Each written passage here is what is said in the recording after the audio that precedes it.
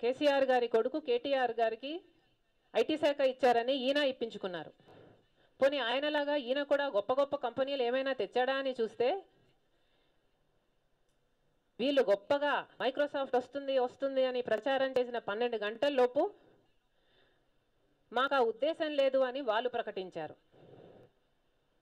పోనీ ఇంకేమైనా చేశాడా అని చూస్తే కేవలం ప్రభుత్వం దగ్గర మాత్రమే ఉండాల్సిన ప్రజల సమాచారాన్ని, Aadhaar details, voter details, bank details లాంటివి ఈ లోకేష్ గారు దొంగతనం చేసి తనకు కావాల్సిన ప్రైవేట్ కంపెనీలకు ఇచ్చుకున్నాడు.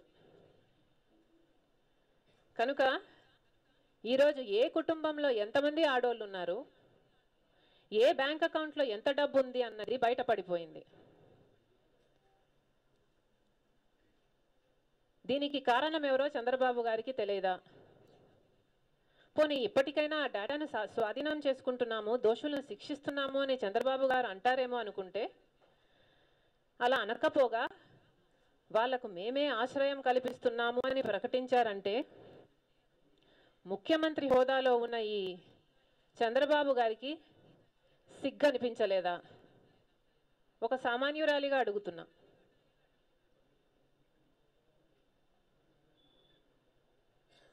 బాబు మోడీ జోడీ కలిసి ఆంధ్ర రాష్ట్రానికి రావాల్సిన, చట్టబద్ధంగా న్యాయబద్ధంగా రావాల్సిన ప్రత్యేక హోదాను ఎగ్గొట్టేశారు. బీజేపీ పార్టీ మన చెవులో పూలు పెట్టి మనకంత ద్రోహం చేసే సాహసం చేసింది అంటే దానికి కారణం చంద్రబాబు గారు వాళ్ళను ప్రశ్నించరు అన్న నమ్మకం కాదా? హోదా వద్దు, ప్యాకేజీయే ముద్దు అని చంద్రబాబు గారు అసెంబ్లీలో ధన్యవాద తీర్మానం పెట్టలేదా? హోదా కోసం పోరాడుతామంటే జైల్లో పెడతానని చంద్రబాబు గారు బెదిరించలేదా?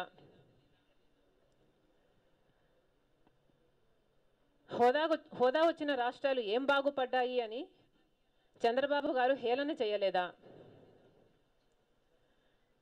ప్రతిపక్ష నేత జగన్మోహన్ రెడ్డి గారు హోదా కోసం పోరాటంలో భాగంగా విశాఖపట్నం వెళ్తే ఆయన్ని చంద్రబాబు గారు ఎయిర్పోర్ట్లోనే నిర్బంధించలేదా? నిరసనగా ఆయన రన్వే మీద బైఠాయించలేదా? వైఎస్ఆర్ కాంగ్రెస్ పార్టీకి చెందిన నాయకులు హోదా కోసం పోరాటంలో భాగంగా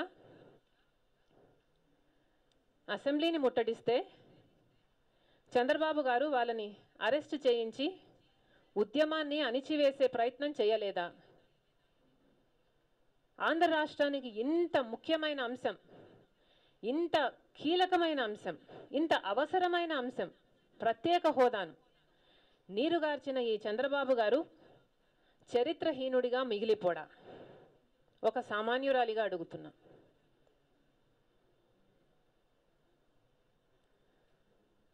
ఆడపిల్ల పుడితే 25,000 రూపాయలు మహాలక్ష్మి పథకం కింద వాళ్ళ బ్యాంక్ అకౌంట్లోనే నేరుగా వేస్తామన్నారు. ఈ 5 ఏళ్లలో పుట్టిన ఆడపిల్లలందరికీ ఒక్కొక్కరికి 25,000 ఇచ్చేశారా? కేజీ నుంచి పీజీ వరకు ఉచిత విద్య అన్నారు. కాలేజ్ విద్యార్థులకు ఐప్యాడ్ కూడా అన్నారు. ఇచ్చేశారా? ఇంటికి ఒక ఉద్యోగం అన్నారు. లేకపోతే 2,000 రూపాయలు ఇస్తామన్నారు. ఆ లెక్కన ప్రతి ఇంటికి 2,000 ఇంటూ 5 ఏళ్ళు అంటే 1,20,000 రూపాయలు చంద్రబాబు గారు ప్రతి ఇంటికి బాకీ పడ్డారు. ఆ బాకీ తీర్చేశారా?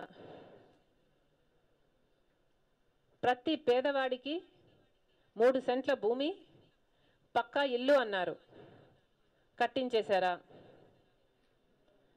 చేనేతలకు, మరమ్మగ్గాలకు పూర్తి రుణమాఫీ అన్నారు. చేసేశారా? 2 రూపాయలకే 25 లీటర్లు మినరల్ వాటర్ అన్నారు. ఇస్తున్నారా? ఇంకా ఆంధ్రప్రదేశ్ను అప్పుల ఆంధ్రప్రదేశ్గా మార్చటం, స్థానిక ప్రతినిధులు నన్ను పక్కన పెట్టి జన్మభూమి కమిటీలను పెట్టి లంచగొండితనం, దౌర్జన్యం ప్రోత్సహించడం, ఇంకా ఎక్కడ చూసినా మాఫియా కరప్షన్, ఇసుక దగ్గర నుంచి వేల ఎకరాల భూ స్కాముల వరకు, ఇరిగేషన్ ప్రాజెక్టుల నుంచి ఇన్ఫ్రాస్ట్రక్చర్ ప్రాజెక్టుల వరకు ఎక్కడ చూసినా కరప్షన్. ఇంకా ఇలా చెప్పుకుంటూ పోతే ఎన్నో. గమనించండి, గత ఎన్నికల్లో చంద్రబాబు గారు 600 హామీలు ఇచ్చారు.